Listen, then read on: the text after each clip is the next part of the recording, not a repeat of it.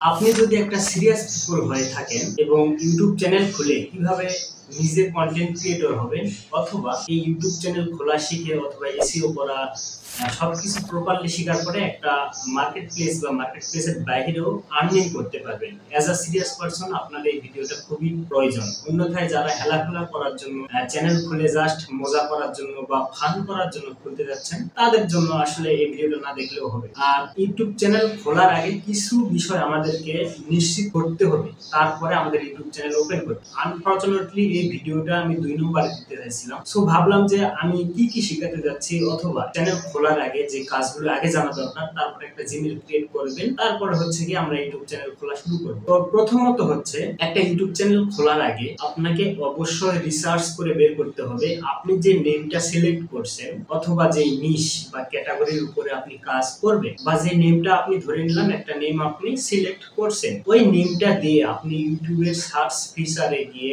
Search করবেন, করার পরে ফিল্টার অপশন পাবেন। ওই ফিল্টার অপশনে গিয়ে আপনি চ্যানেলে একটা ক্লিক করলে আপনার সামনে অনেকগুলো চ্যানেল চলে আসবে লিস্ট আকারে। ওইগুলাতে আপনাকে খুঁজে দেখতে হবে যে ওই নামের উপরে ভেরিফাইড কোন চ্যানেল আছে কিনা, মানে বড় কোন চ্যানেল আছে কিনা 1 লাখের উপরে সাবস্ক্রাইবার, মানে দেখবেন যে এই নামের পাশে ডান পাশে একটা টিক চিহ্ন লেখা থাকবে, ওটা হচ্ছে ভেরিফাইড। আপনি যে নামটা সিলেক্ট করছেন ওই নামের উপরে যদি দেখেন যে ভেরিফাইড কোন চ্যানেল আগে থেকে আছে, আপনাকে ওই নামটা কিন্তু নেওয়া যাবে না। সো ওই নামটাকে আপনাকে বাদ দিতে হবে, অন্যথায় আরেকটা নাম আপনাকে সিলেক্ট করতে হবে।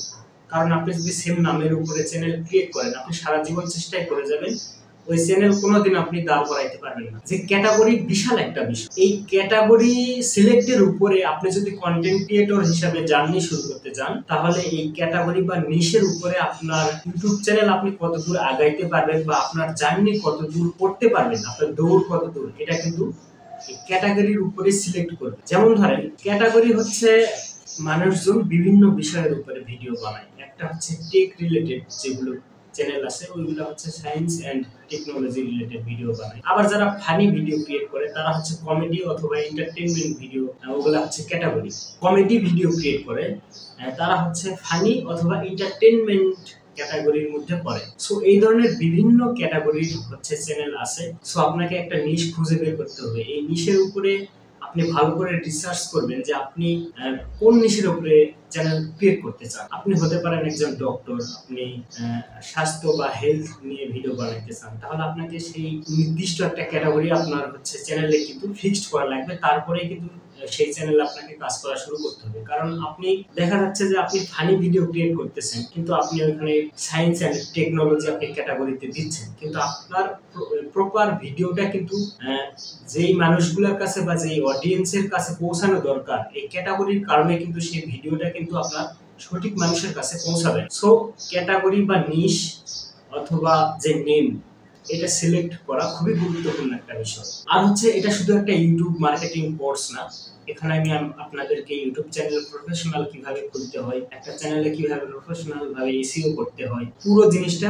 প্রপারলি আমি দেখার চেষ্টা করব, এবং সেটা দিয়ে মার্কেট প্লেসের বাইরেও কিভাবে একটু ক্লায়েন্ট খোঁজার চেষ্টা করবেন, যেটা আপনারা অনেকে ডিজিটাল মার্কেটিং এ 5-7 হাজার টাকার কোর্সে ভর্তি হওয়ার পরে যেগুলো শিখেন, আমি সেইগুলোই আপনাকে এখানে শেখানোর চেষ্টা করছি। সো আমি ভিডিওগুলো এমন ভাবে তৈরি করার চেষ্টা করছি যে প্রত্যেকটা টপিকের উপর আলাদা আলাদা করে ভিডিও দিব, যাতে শুধু একটা অডিয়েন্স একটা টপিক যার প্রয়োজন হবে সে সার্চ করলে ওই একটা টপিকের উপরে ভিডিওটা পেয়ে যায়। প্রত্যেকটা টপিকের উপরে যখন যেই টপিক আসবে সেই টপিকটাই আমি আপনাদেরকে ভালো করে বোঝানোর চেষ্টা করব, অন্যথায় সবগুলো টপিক একটা জায়গায় এনে এলোমেলো করার চেষ্টা আমি করছি না। আমি ধরে নিলাম যে আপনি অনেক রিসার্চ করার পরে আপনার চ্যানেলের নামটা হচ্ছে আপনি ফিক্সড করছেন, যেই নামের উপরে আগের থেকে কোনো পার্সন বা কোনো পিপল হচ্ছে তার কোনো ইউটিউব চ্যানেল নেই, মানে ওই নামটার উপরে ভেরিফাইড বড় কোনো চ্যানেল নেই, তাহলে সেই নেমটা যদি আপনি সিলেক্ট করে থাকেন, এটা আপনার জন্য অনেক সঠিক একটা নাম হবে, যেই নামটার উপরে চ্যানেল ক্রিয়েট করলে আপনি সামনে অনেক দূর আগাইতে পারবেন, ভবিষ্যতে কোনো প্রবলেম হবে না। দ্বিতীয়ত হচ্ছে নিশ অথবা ক্যাটাগরি।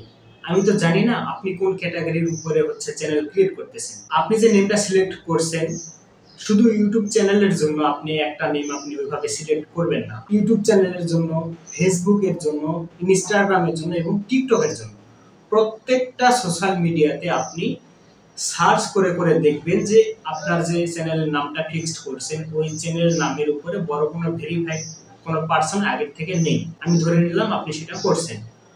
দ্বিতীয়ত হচ্ছে যে ক্যাটাগরি আপনি সিলেক্ট করছেন, সো ওই ক্যাটাগরিতে আপনাকে চ্যানেল যখন আমরা ক্রিয়েট করব ওই ক্যাটাগরিটা কিভাবে সিলেক্ট করতে হয় ওটাও দেখাই দেবো। এবং নির্দিষ্ট একটা ক্যাটাগরি চ্যানেলে সিলেক্ট করার পরেও কিন্তু আমরা বিভিন্ন টাইপের ভিডিও দিয়ে থাকি।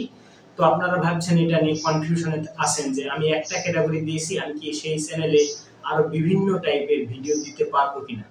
যেমন ধরেন আমার এই চ্যানেলটা কিন্তু সায়েন্স অ্যান্ড টেকনোলজি, আমি কিন্তু অনেক সময় ইনফরমেশন রিলেটেড ভিডিও দেই। তো এই ভিডিওগুলোতে কিন্তু আমি ক্যাটাগরি সিলেক্ট করি এন্টারটেইনমেন্ট। তো এই ধরনের কিছু বিষয় আছে যেগুলো আপনাকে জানতে হবে, অনেক ভিডিও দেখতে হবে, আস্তে আস্তে আপনি সবকিছু জানতে পারবেন। সো চলে যাই আমরা দ্বিতীয় ভিডিওতে। ওই ভিডিওতে আমরা দেখব কিভাবে মোবাইল বা পিসি দিয়ে আপনি একটা জিমেইল অ্যাকাউন্ট ক্রিয়েট করবেন। তৃতীয় নাম্বার ভিডিও থেকে আমরা স্টার্ট করব কিভাবে প্রফেশনাল এবং ব্র্যান্ড অ্যাকাউন্ট খুলতে হয়, তারপরে সেটিং করা, সেটআপ করা, লোগো ফিক্সড করা। লোগো আপনার যে প্রোফাইল লোগোটা সেটা হচ্ছে একেবারে ভালো করে canva.com থেকে আপনি ফিক্সড করে একটা লোগো বানায় নেবেন। নিজে যদি না পারেন তাহলে প্রফেশনাল কারো থেকে আপনি বানায় নেবেন। এবং ইউটিউব চ্যানেলের ব্যানারটা কিন্তু প্রফেশনাল হইতে হবে। লোগো আর ব্যানারের উপরে কিন্তু চ্যানেলের অনেক কিছু গুণমান বিচার করে যে আপনি কতটা প্রফেশনাল।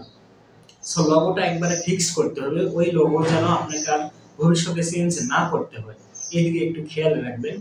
আমরা হচ্ছে লোগো এবং ব্যানার কিভাবে বানাইতে হয় ক্যানভা থেকে, এবং ক্যানভা কিভাবে ফ্রিতে ইউজ করবেন এটাও কিন্তু আমি দেখাই দেবো, ডেডিকেটেড আলাদা একটা ভিডিও আসবে।